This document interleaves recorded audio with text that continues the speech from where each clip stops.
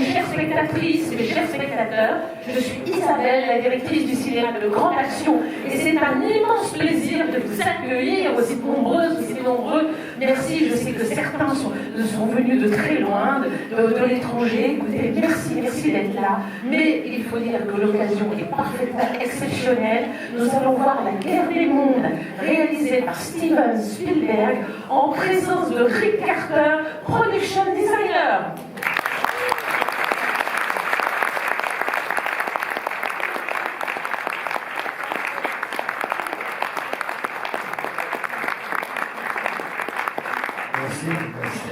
It's a great honor, a real pleasure to welcome you in the Grand Action. Merci. My voice is terrible, but it will get better and better, I hope.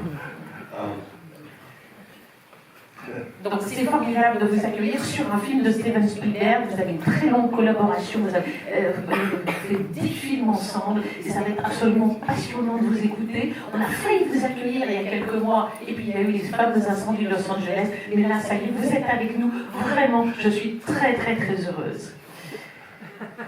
Je comprends. Alors, Anne, tu es proche de Rick, vous avez travaillé ensemble. Anne Seibel, chef décoratrice, mon éminent de la DC.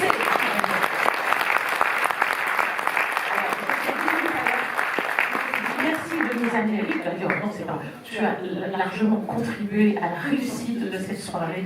Sois la bienvenue au Grand Action.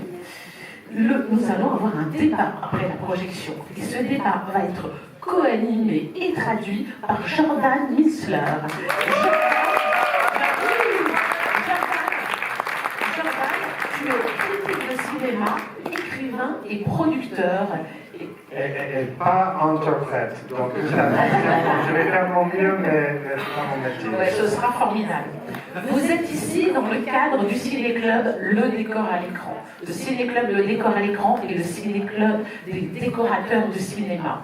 Ce Ciné-Club est co-organisé par mon associé, Alexandre.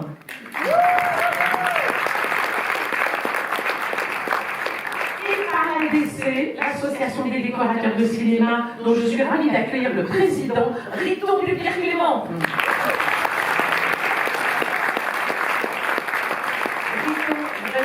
Riton, Anne, bravo pour toutes les activités de l'ADC et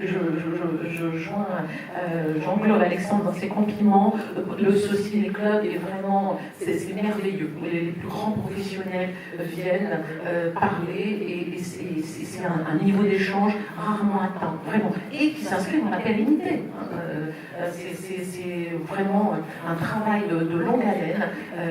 Bravo. Grand plaisir. Et maintenant, à toi l'antenne. Juste quelques mots pour vous remercier d'être là et surtout remercier Eric Carter de nous faire l'honneur de cette séance, évidemment. Je vois qu'il y a de nombreux décorateurs et décoratrices dans la salle et j'en suis ravi, évidemment. Et puis surtout de très nombreux spectateurs et spectatrices, c'est formidable. Donc voilà, écoutez, effectivement, tu as tout dit, Alex, c'est la 64e séance pour la 8e saison, si je ne dis pas de bêtises. Voilà, donc c'est un honneur de recevoir Rick Carter pour ce film de Steven Spielberg. Est-ce qu'il y a des gens ici qui n'ont pas encore vu ce film ? Ah, mais c'est super. Et je crois que c'est une copie. Il faut rappeler, alors, c'est une copie 35 mm, effectivement. Parce que Isabelle et toute l'équipe veillent à ce que le 35 mm soit toujours présent dans une copie de 35 mm, et alors ce n'est pas n'importe quel 35 mm, c'est la dernière copie 35 mm de la guerre des mondes distribuée en Europe. Cette copie, évidemment, a été vérifiée par mon équipe et donc elle correspond aux standards de qualité que nous attendons d'une salle dotée d'un label d'excellence. Je voulais juste rajouter un petit mot pour dire que cette séance est également spéciale puisqu'elle se fait un petit peu dans le cadre de l'International Production Design Week, l'IPDW. Voilà, donc nous sommes ravis d'accueillir pour cette cette séance à double intérêt, on va dire.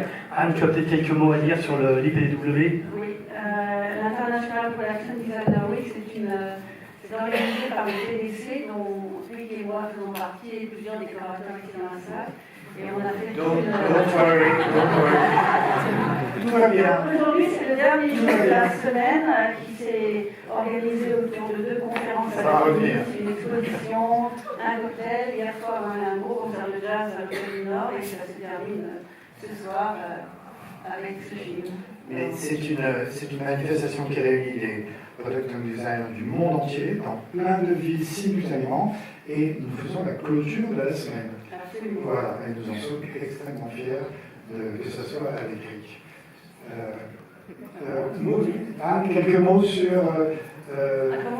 Alors moi, personnellement, je connais Rick parce qu'il m'a choisi il y a quelques années pour faire un atmosphérique pilgrimage en Munich. C'est comme ça que je l'ai rencontré, on a travaillé ensemble. No, just ask, I met you on Munich.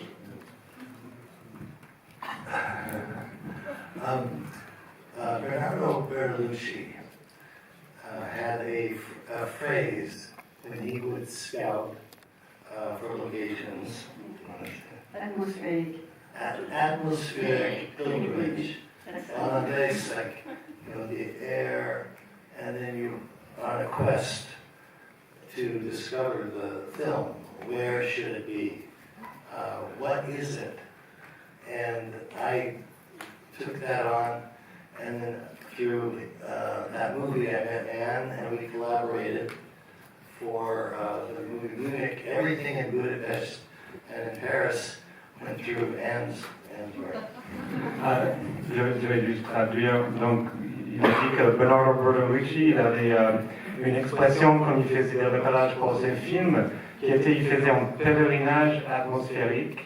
Et donc, Rick, il fait la même chose quand il prépare ses films. Et pour Munich, il a travaillé avec Anne pour la première fois. Et ils ont tourné à Budapest et à Paris. Et elle était son partenaire un peu pour chercher pour ce pèlerinage atmosphérique du film. We should start the film, but I think that level, the quest to discover the film when you make the film is, for me, the most important and exhilarating experience is to not know and then discover. Donc, on va commenter le film, mais pour Rick, ce qui est le plus important, c'est la quête de découvrir le film pendant le tournage du film, pendant la préparation du film. C'est bien de ne pas savoir ce que c'est le film avant et de découvrir pendant le processus de créer le film. Donc, on va peut-être voir ça avec la guerre des mondes. Merci.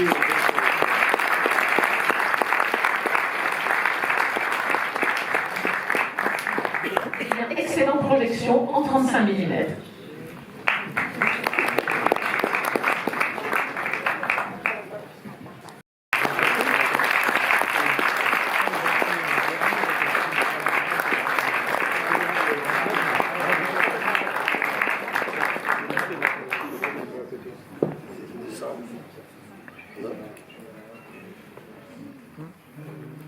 Jordan et Anne vont commencer par quelques questions à Rick et après la parole va être dans la salle. On fait son micro.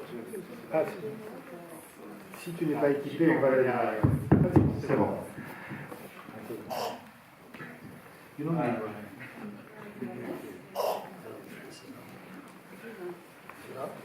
Oh, can you hear me? It's okay? Yeah. Celui-là? Ok. Sécurité. Ah oui. Il faut parler dans les deux. Ah, d'accord, c'est pour le film, ça. Ok. Okay, so you have one for that. Okay. I think my first question is kind of a follow-up to what you were saying before about each movie being a quest where you discover the movie along the way. So could you talk a little about the quest of this movie and what you learned while you were making it? I'm just going to translate. Donc, comme Rick disait tout à l'heure, chaque film c'est une quête en voyage où il cherche de quoi parle le film pour lui. Et donc je lui ai demandé pour la guerre du monde, c'était quoi ses voyages et qu'est-ce qu'il a découvert sur le chemin. The quest, can you hear? Okay. In this film was to.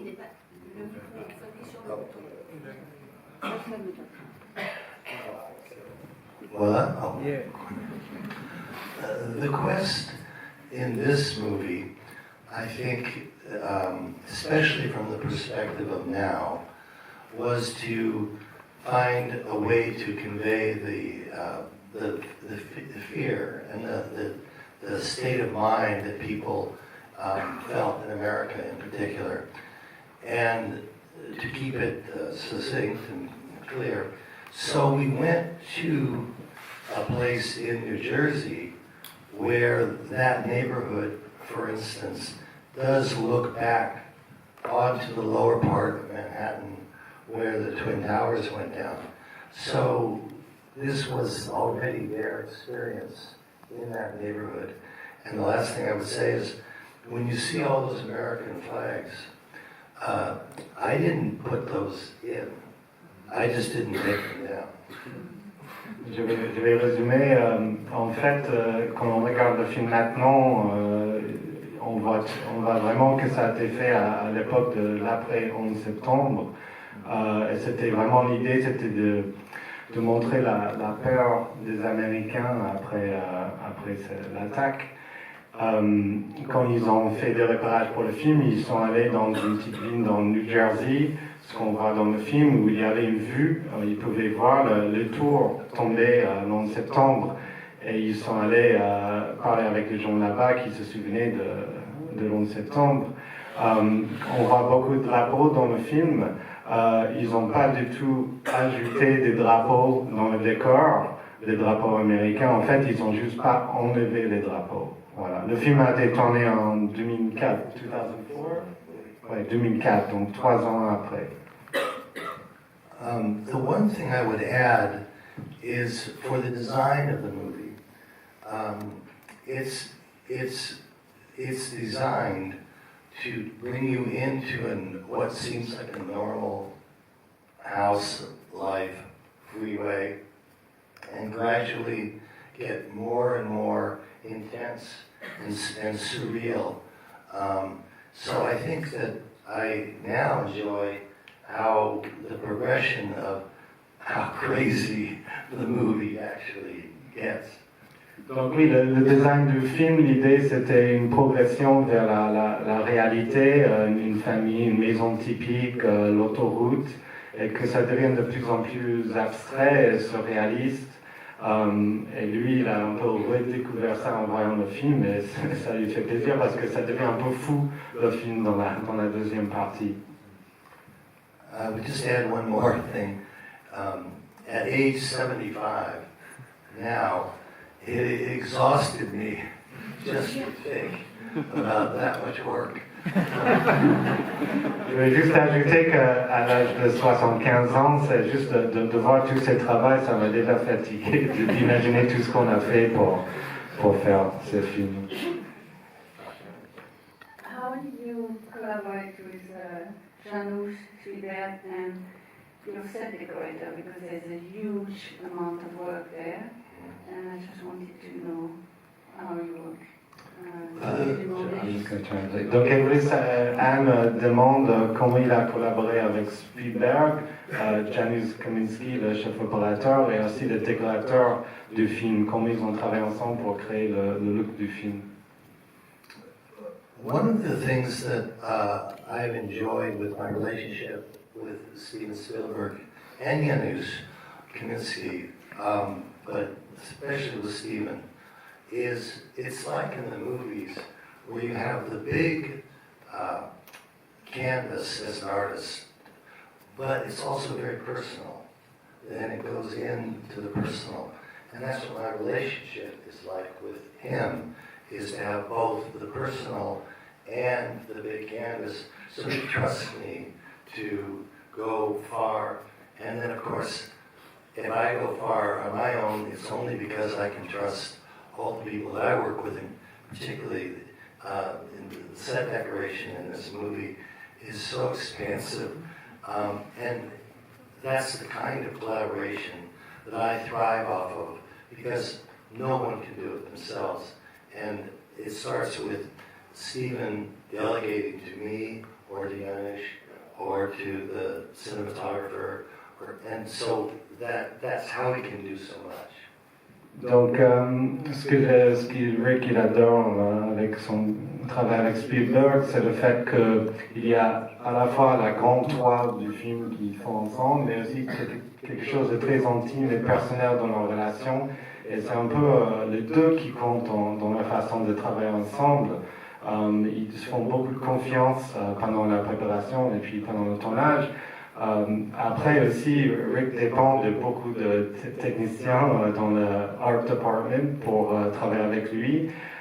Donc il doit leur faire confiance aussi aux décorateurs et aux autres pour travailler sur un film de cette taille.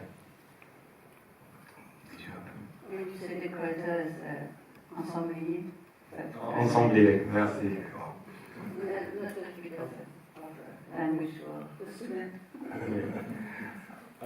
I had a question, just in terms of, there are certain scenes that seem directly inspired by September 11th imagery, the dust in the air, obviously the buildings exploding, falling, the posters that people put for missing persons that were around New York at the time. So did you guys purposely dig in there and want to really recreate in a certain way some of that experience of after September 11th? I'm just going to translate very quickly.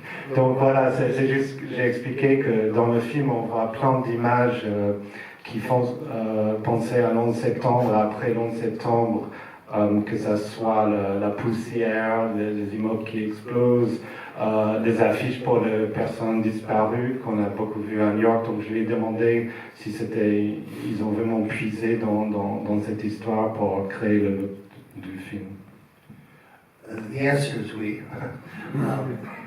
Of course, in the aftermath of the attack in 2001, many of the specific ideas of fleeing and what people saw were incorporated. The question that I have now,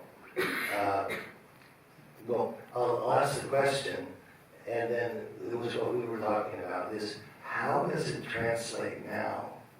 Because the story, of course, well, I should let you translate that first part, then I'll say the next. Oui, donc bien évidemment, ils ont regardé les images des gens qui fuyaient à New York pendant le 11 septembre, mais en revoyant le film aujourd'hui, lui, il va peut-être vous poser une question sur comment aujourd'hui le film se joue pour nous.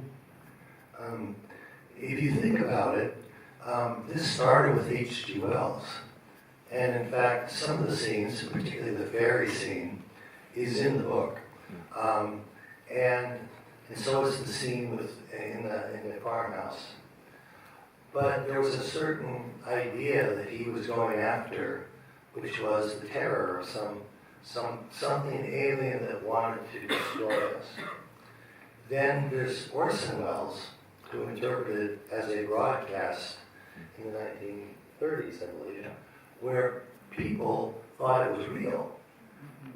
So there was an attempt at different times to connect it to its time.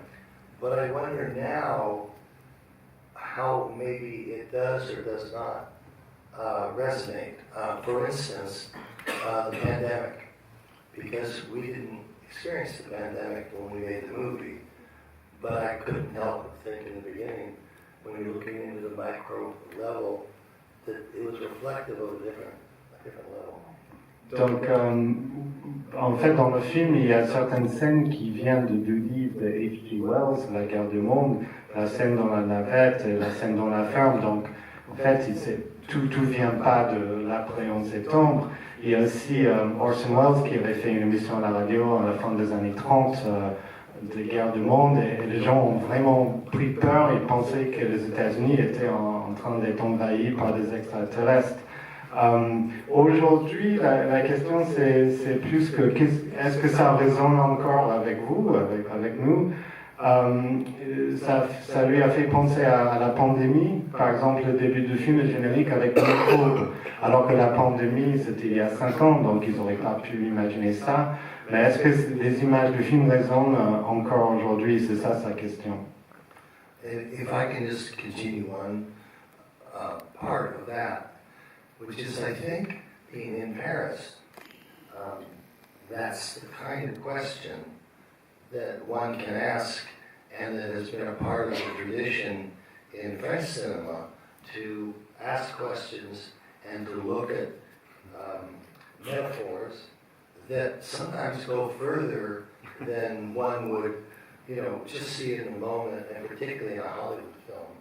And I personally appreciate that level, because I think it's the level that I like to try to bring to the work that I do, which is not only to actually do the work, but to think about it. Donc en fait, c'est sympa de voir le film, d'être à Paris avec le film, parce que il y a une tradition française d'interpréter des films sortis de films hollywoodiens et d'aller un peu au-delà de ce qui est forcément à l'écran et de faire une interprétation plus profonde.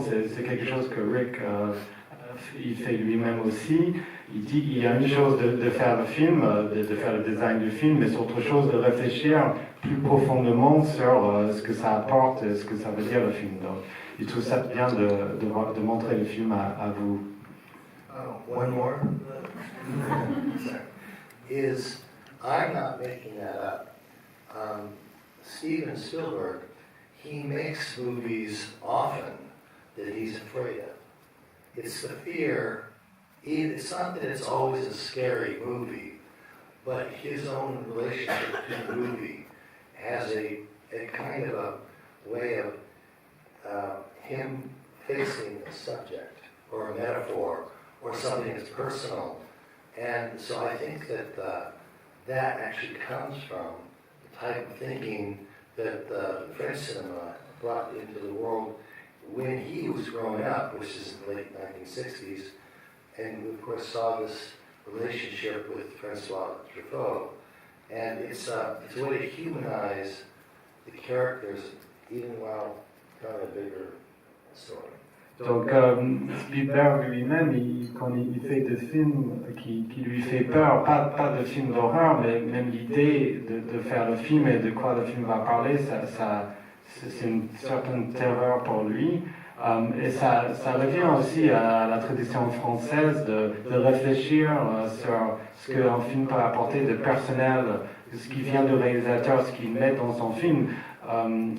Rick parlait de François Truffaut. Spielberg a travaillé avec Truffaut dans Rencontre du troisième type, et il a pris ça un peu de Truffaut, de trouver toujours quelque chose de personnel, mais sur une toile beaucoup plus grande qui est par exemple la guerre du monde.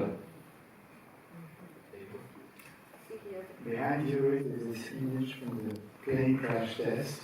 C'est une image donc, du décor de l'accident d'avion. Et dans une interview, Rick, tu dis que ce décor a été entièrement la vision de Spielberg. Et moi, j'aimerais savoir, forcément, il y a une barre de vision à toi. Quelle est-elle?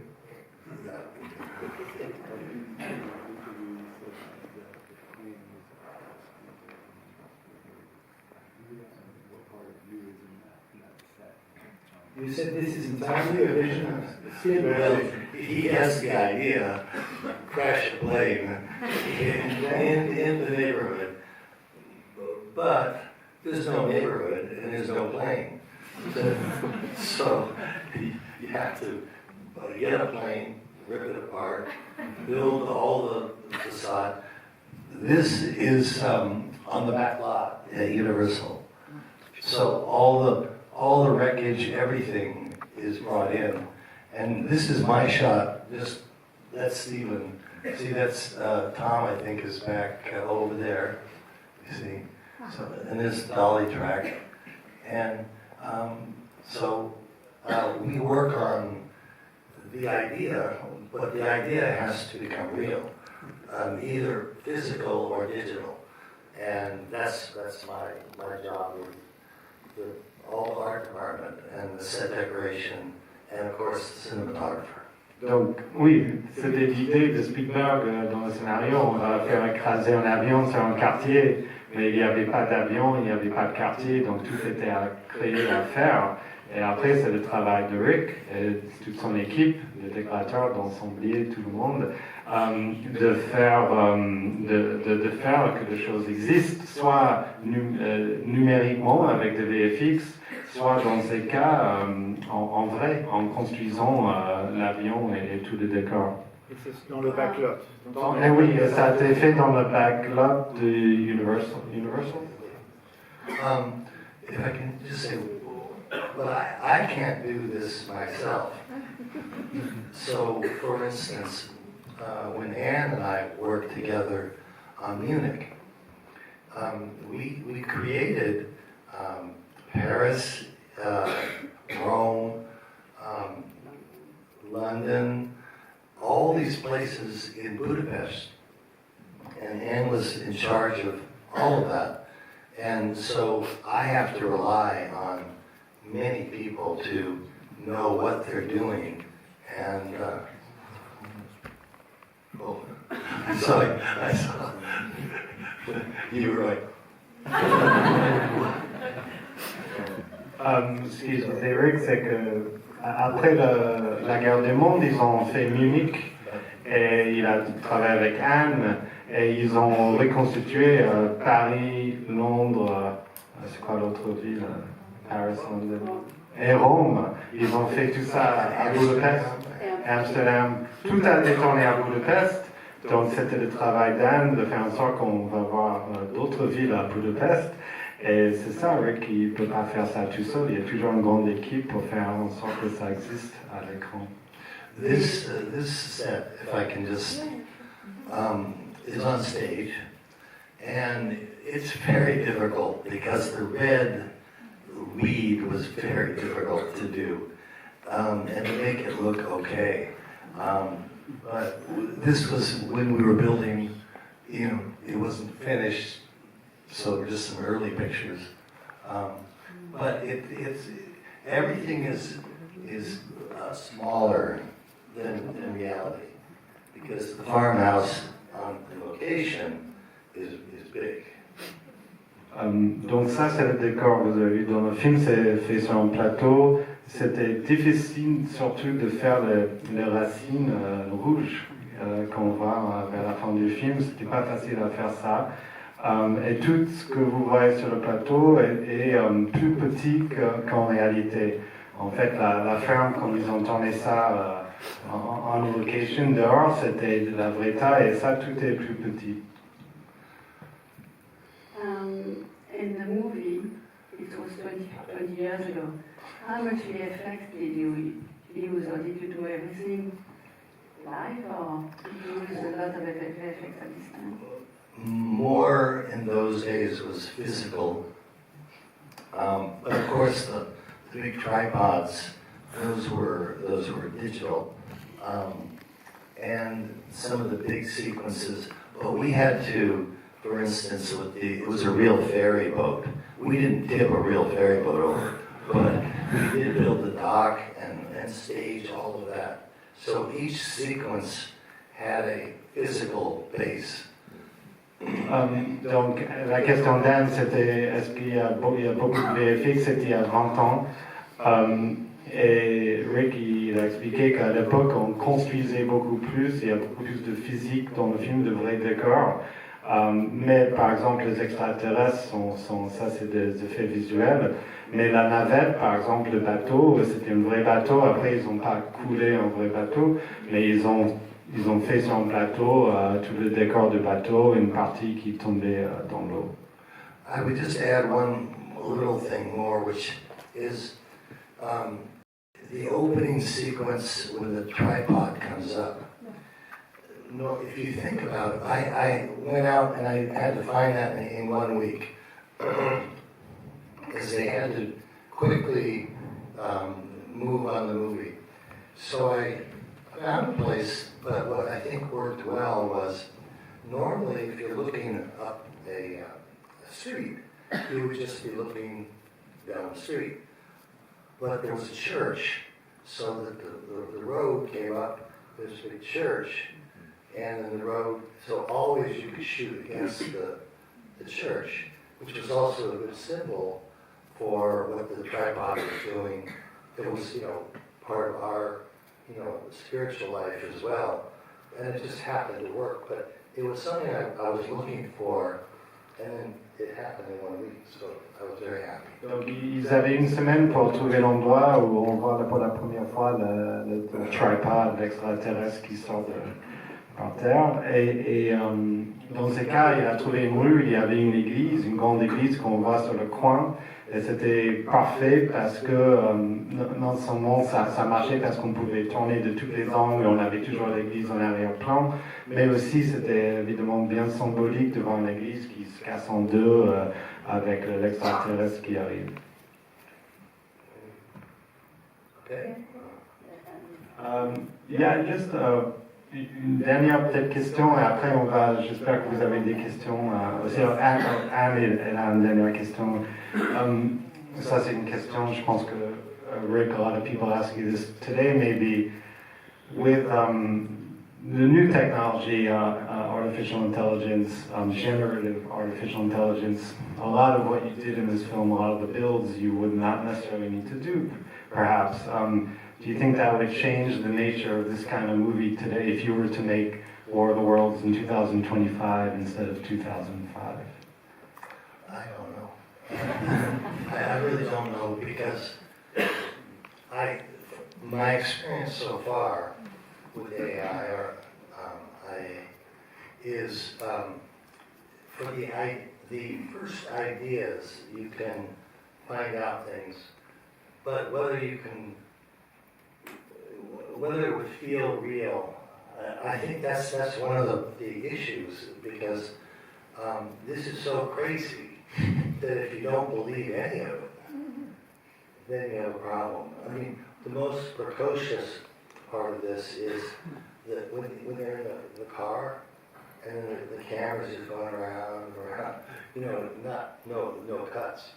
And I think he pulled that off. But if you do that too much, I think there's no feeling that you get. Donc ma question c'était avec l'intelligence artificielle aujourd'hui, on n'est pas obligé de construire tous ces décors. Est-ce que si on faisait ce film aujourd'hui, comment ça se passera? Il a dit il ne sait pas vraiment, et c'est juste que quand vous êtes obligé, ils étaient obligés à l'époque de construire tout ça, ça donne quelque chose de réel. Peut-être que la peur qu'on a, que le personnage ils ont, ça vient aussi de côté réel du tournage du film.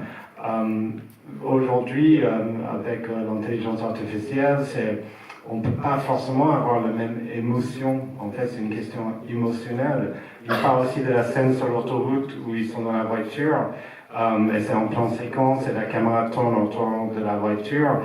Il a vraiment fait Spielberg. Alors aujourd'hui, c'est quelque chose qu'on pourrait faire avec l'intelligence artificielle. On n'est pas obligé de tourner ce genre de scène. Mais s'il y a un film qui a que des choses comme ça, est-ce qu'on va sentir la même émotion? C'est ça. Il ne sait pas. Il pense que c'est un problème peut-être.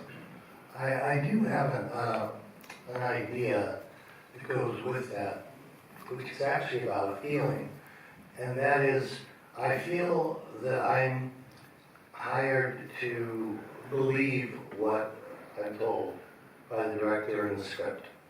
And if I can't believe it, and I can't make it real to me, then that's a problem. And when people are just talking very smart talk, I sometimes say, I'm not that smart. I want to be more like an audience. I don't want to think or see what we're doing. Although I think we see in this one because it's so crazy. I mean, and I went too far sometimes. I put a language. I don't know if you've noticed that. They're up in the thing. There's a language in the background. I thought, what was I doing? Donc il dit quand il est embauché à faire un film par un réalisateur, il veut croire, en fait, son sentiment, c'est de croire en ce qu'il raconte le film et ce qu'il dit le réalisateur. Quand il y a des discussions trop intellectuelles, parfois ça ne l'intéresse pas, il veut être comme un spectateur qui croit ce qu'il voit à l'écran. Et ce film-là, c'est parfois un peu difficile pour lui parce que c'est tellement fou. Parfois, il y a des choses. Par exemple, on voit un langage d'extraterrestre à un moment donné dans le ciel. C'est ça dans le tripod. Et donc, voilà. Mais quand même, son travail, c'est ça. Croire en ce qu'il raconte le film et le réalisateur. Peut-être si tout est artificiel, c'est plus difficile à croire. I have one last question before we go there. What timeless principle of production design or philosophy do you carry from film to film regardless of genre? La question, il va réfléchir, c'est quelle philosophie sur le production design est-ce qu'il apporte de projet en projet, de film en film? I think that I've been fortunate with the directors that I've worked with, that they have good heads and real hearts, and I try to locate in them a place that I can relate to. It's back and forth, and then between us. And I've been fortunate enough to have the directors who are authentic enough with their process and who they are. They're not trying to manipulate so much. Their own way of thinking happens to line up with a way to tell a commercial movie. But maybe at another time they wouldn't. But I got to be there with their hearts and their minds, and then my relationship was also successful with audiences. Donc, Rick dit qu'il a eu la chance de travailler avec des réalisateurs qui ont de bonnes têtes et de vrais cœurs. C'est des artistes, des réalisateurs authentiques. Lui, donc, il essaie de se trouver dans cette relation entre eux, entre leur tête et leur cœur, et de trouver sa place là-dedans. Et c'est leur façon de communiquer ils sont un peu à la même longueur d'onde entre eux. Il se trouve que ces réalisateurs, donc Spielberg et aussi Robert Zemeckis, c'est aussi des réalisateurs qui ont talent, qui ont réussi à faire des films commerciaux, des films grand public, qui ont eu beaucoup de succès. Mais en réalité, pour eux, c'est des gens authentiques, qui ont de vrais sentiments, qui essaient d'exprimer ça à l'écran. Ils ont eu la chance peut-être aussi que ces films marchent pour le grand public. Le micro va passer dans la salle.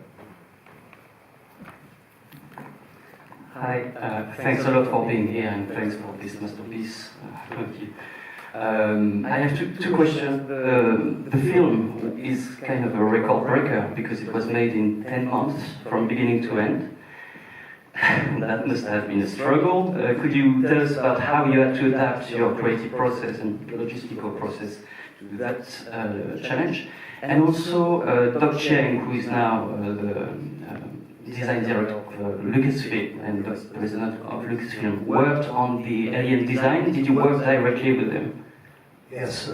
Je vais peut-être traduire. Donc le film a battu des records. Il a été fait en 10 mois, du début à la fin. Un blockbuster comme ça, normalement, c'est plus de 2 ans. Là, c'est 10 mois, c'est complètement sidérant. Donc je voulais savoir comment il avait adapté son processus. Et deuxième chose, Doug Chiang, qui est le designer de Star Wars, a travaillé sur le design des aliens. Donc comment il a travaillé avec lui? For me and for Steven, the ability to delegate allows you to do more if you can trust people. And so I knew Doug Chiang all the way from, actually Forrest Gump, he did the lips. But then he worked with me on the Polar Express. And so I had a relationship with him.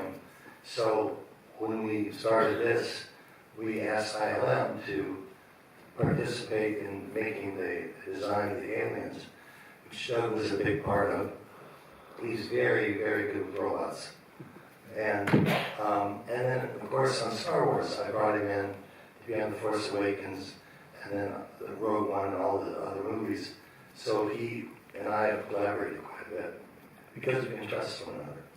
Donc en fait, quand on fait des films de cette taille, très rapidement, Spielberg comme Rick, ils savent comment déléguer, parce qu'on ne peut pas tout faire. Dans le cas de design extraterrestre, c'était avec Doug Chen, avec qui il avait déjà travaillé, Rick avait déjà travaillé sur Forrest Gump, il avait fait des lèvres dans Forrest Gump, et aussi, comment ça s'appelle le film de Zemeckis? Pôle Express. Pôle Express, voilà. Et donc il est venu sur ce film, et après ils ont continué à collaborer ensemble sur la guerre des étoiles de J.J. Abrams. Et Ken a continué après à faire des films. Donc c'est une question de confiance, de trust, comme Rick dit, il lui a fait combien de confiance pour ça. One of the things that I've tried to do is to encourage my collaborators to become production designers. So I'm a co-production designer with Doug Chang and numerous other people, and I find that that's, for me, been a way to, number one, accomplish more, and number two, survive, because the technology is so incredibly fast. Donc, une des choses que Ricky fait, c'est d'encourager ses collaborateurs de devenir eux-mêmes des chefs décorateurs. C'est le cas de Doug Chang. Et en fait, aujourd'hui, avec la technologie qui change beaucoup, en fait, il faut surtout travailler avec des collaborateurs qui vont maîtriser cette technologie mieux que lui, peut-être. Et donc, mais c'est toujours l'idée de pousser les collaborateurs à devenir eux-mêmes des chefs déco. Hi. Oh. Bonjour. You shouldn't go too long, because I'll be short. War of the cinema. Bonjour. Moi, ce que je trouve très impressionnant et émouvant en revoyant le film aujourd'hui, c'est justement le fait que le film a un rapport au décor qu'on voit très peu dans le cinéma hollywoodien actuel, quelque chose qui rappelle beaucoup Hitchcock. Je pensais beaucoup aux oiseaux en voyant le film, et c'est le rapport du décor à l'espace, comment les scènes évoluent à travers l'espace. Et par exemple, je pense à tous ces sets avec beaucoup de profondeur de champ, comme la scène du ferry, où on voit la grande rue qui arrive et qui fait comme une espèce d'entonnoir jusqu'au ferry. Il y a plusieurs sets, j'ai l'impression, qui s'organisent comme ça. Je trouve ça assez fascinant.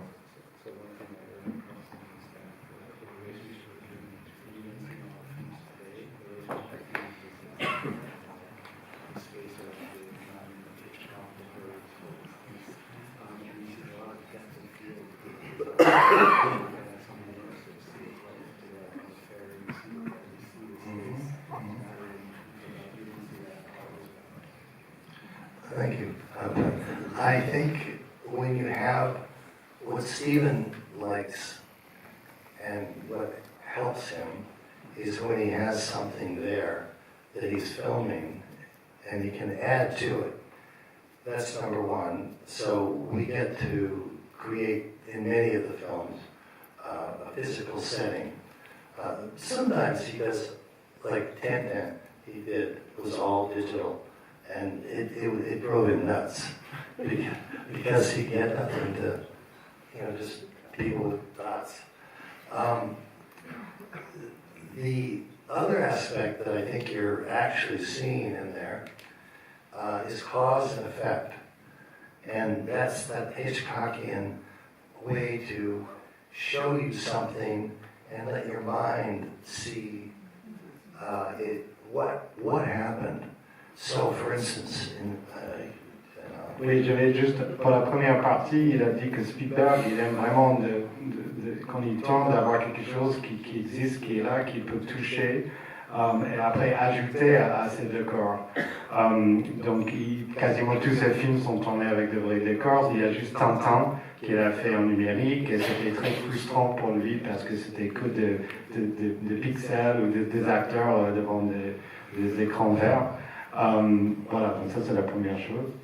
And what I meant by cause and effect is, of course, in Jaws, when the shark doesn't work, you have the barrels and the pier and the person in the water.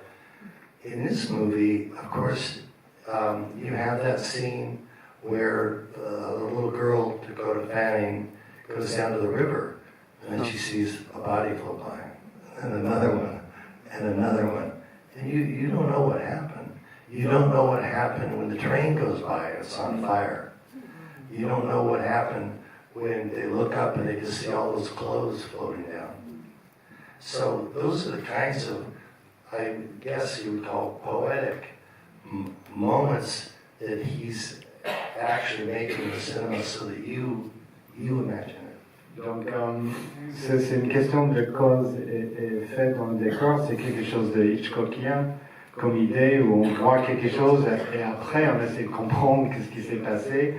Quand Spielberg a fait Les Dents de la Mer et le requin ne marchait pas, il était obligé de trouver des solutions pour ça, donc il y a les tonneaux qui sont dans l'eau, des choses comme ça. Là, il pouvait avoir tout ce qu'il voulait, mais il a continué avec cette idée de cause et effet. Par exemple, quand Dakota Fanning va au fleuve et voir un cadavre qui passe, et puis beaucoup d'autres, où on voit les trains qui passent en feu, on voit des vêtements dans l'air, on ne sait pas ce qui s'est passé, et c'est à nous, le spectateur, d'imaginer, d'interpréter.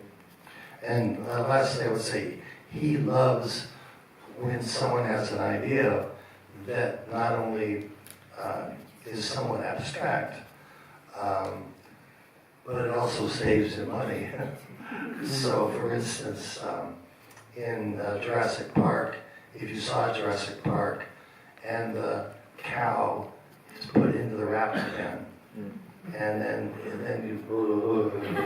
you know, it's like piranha are attacking, and then all the people, you know, and then this sling comes up, and you don't know, you didn't see it, but you put it in your mind, and I think that saved $250,000.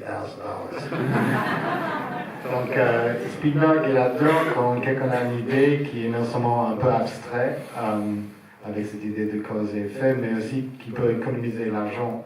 Donc par exemple dans Jurassic Park, il y a la scène où le vache est mis dans la cage de raptor, on voit descendre, on entend beaucoup de bruit, on voit les réactions des gens, mais on voit pas ce qui se passe, et après on voit qu'il n'y a plus rien. Donc ça c'était une bonne idée, aussi ça a économisé $250,000 sur le tournage. Maybe one last thing I could say, and then I know I'm getting is Steven Spielberg has a code, a language, and in the movie The Fabelmans, you can see it because he describes growing up, and his parents are very different. One's an artist, one's more of a scientist, and he is like that. He's both. So that's why he can make different kinds of movies, and I think that some of that tension with the both from the child's point of view and from the adult's point of view is what you see in this movie also. Because remember, it's the tension with the son and the daughter, but mainly it's the son who's making choices that are not his father's choices. And I'm guessing, and I don't really know specifically, that was something that was in his mind quite a bit at that time. Donc, si vous avez vu le Fabelmans, le dernier film de Spielberg, on voit qu'il y a entre deux parents, une artiste et un scientifique, et c'est un peu le code de Spielberg lui-même, il est un peu tiré entre les deux. Et on voit aussi la relation dans beaucoup de films de Spielberg entre les parents et les enfants.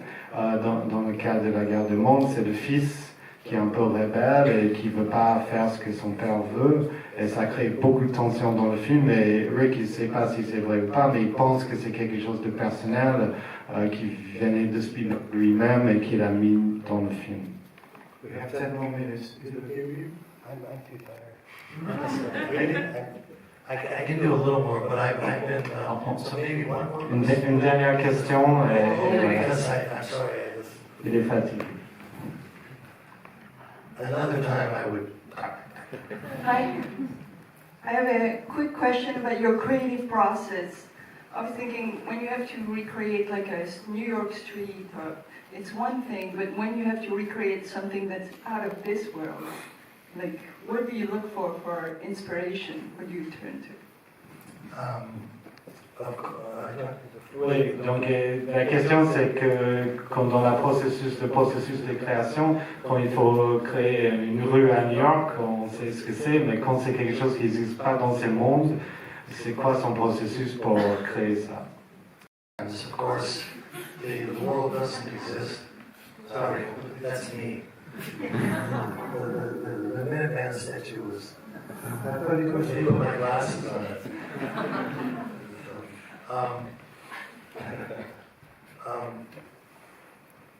Something like, let's say, Avatar, where it's out of this world. It takes a long time, but it has to come from an inspiration that's deep, and then we go into to explore that. And that's with illustrators, research. It's always different, but it's always, is this believable? And am I inspired by it? So, Oui, je vais commencer. Donc, oui, quand ça n'existe pas dans ces mondes, dans le cas par exemple d'Avatar, il faut toujours que ça vienne d'une inspiration et que ça soit aussi crédible. C'est un peu le début, c'est un très long processus. Avatar a pris plusieurs années. Et donc après, une fois qu'on peut avoir cette idée de croyance, cette inspiration, on peut rentrer un peu dans le détail de ce que c'est ce monde qui n'existe pas. So my process with Jim on Avatar, because I'd never worked with him, was to try to understand the worlds that he wanted to see. And really, it was very much like the Wizard of Oz. And so there's a place where the humans are. It's called Hell's Gate. Then they go out into the other world, which is Pandora with the Na'vi. And then there's a place that in the night is different. And that came from Jim's experience underwater with the Titanic. He really saw bioluminescent life. He wanted to bring that vision back to us, to see how fragile and connected he feels the world is. But the reason that the general, when he looks out there in the beginning says, "You're not in Kansas anymore," is because I laid it out as the Wizard of Oz, the journey, meets Apocalypse Now. And Apocalypse Now is also a journey. And it's the same motif, it's just one ends more happily than the other. And in Avatar, that's the emphasize. The idea is that you have to take a human and get them to actually change their allegiance from the human to this other way of thinking and being. And that's the acceptance and the celebration of what the Na'vi saw, which was the connectedness in nature. Donc, dans le cas de Avatar, c'était la première fois que Rick avait travaillé avec James Cameron. Et l'idée, une inspiration venait de la Magicien d'Oz, où dans la Magicien d'Oz, on a d'abord le vrai monde, Kansas, et après on va aller dans l'autre monde. C'était un peu la même idée, il y a le monde militaire qu'on voit au début d'Avatar, et après on arrive à Pandora. Donc ça c'était deux mondes, il y avait un troisième monde qui était le monde de la nuit, et ce monde-là, c'était l'inspiration, c'était quand James Cameron avait fait des recherches sous l'eau pour le Titanic, il a vu la bioluminescence, et donc c'est ça en fait qu'on voit sur la planète la nuit. Donc il y avait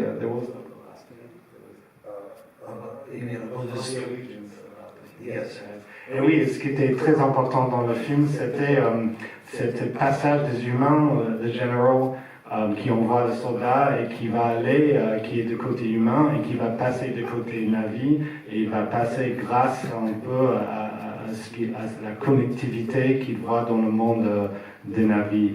Et dans le film d'ailleurs, le General il dit You're not in Kansas anymore, vous n'êtes plus à Kansas, et ça c'est une référence directe au Magicien d'Oz. And one last thing, like Spielberg, who I described in The Split, mother, father, Jim Cameron has a split.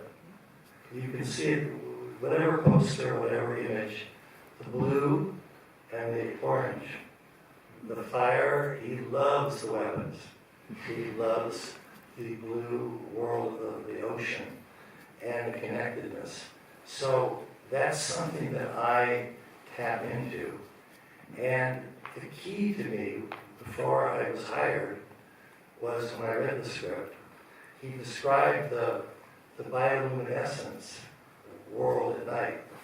And he said it's phantasmagoric, which means as in anglais, I don't know what that should be, as seen in a dream state. That was the key to me. I knew, okay, now that's what he's heading for, is the dream state, and then what's around that. How do you get there? And how do you move in and out of it throughout the movie? Donc, comme Spielberg, il a cette code un peu entre le père et la mère. Pour James Cameron, il y a aussi un code qui est en fait de deux couleurs, c'est l'orange qui est les armes à feu, les explosions, James Cameron il adore ça, mais aussi le bleu qui est la mer, qu'il adore aussi. Et en fait, on voit dans tous ces films le passage entre les deux. Ce qui était un peu la clé pour Rick quand il a lu le scénario d'Avatar, c'est quand James Cameron décrit pour la première fois la bioluminescence, il utilise le mot fantasmagorique, et ça veut dire dans un état de rêve. Et en fait, quand il a lu ces mots, il a compris qu'il fallait créer cet état de rêve, cet état fantasmagorique dans le décor du film.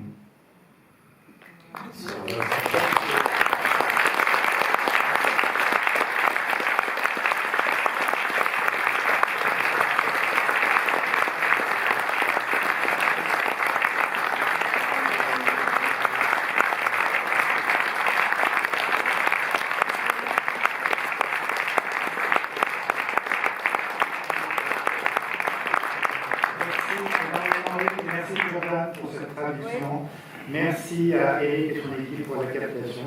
Merci à tous. C'était magnifique. Vraiment une soirée mémorable. Très belle séance de ciné. Thank you again.